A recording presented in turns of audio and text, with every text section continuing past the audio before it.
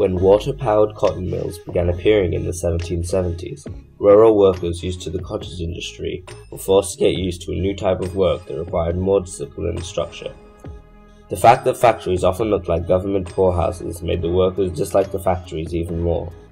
Since these rural cottage workers were unwilling to work in these factories, poor and abandoned pauper children were hired to operate machinery, make goods, sell at markets, clean chimneys, and more.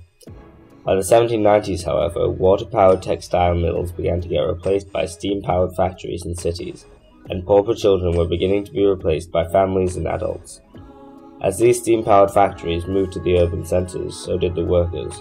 People from all over the country flocked to cities to work as laborers, builders, and servants.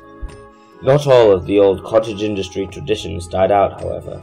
The family working unit often stayed intact, and parents would choose to have their children work as hard as they did in order to keep the family together. Another way that the new industrial lifestyle mimicked the old ways was through the use of subcontractors. Subcontractors would manage the workers more personally and deliver the finished products to the boss at the end of the week, much like in the cottage industry. Working and living conditions for factory workers in industrial cities were terrible.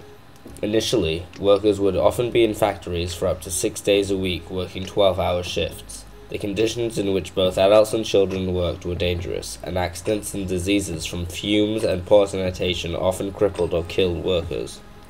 Living conditions in cities were equally bad. One or more families would share single rooms in filthy buildings.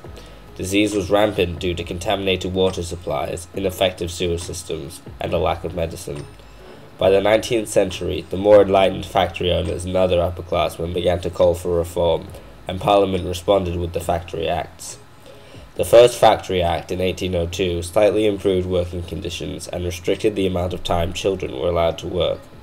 Further Factory Acts in the 1800s regulated the common workday, especially for children and women, and began to improve safety and cleanliness.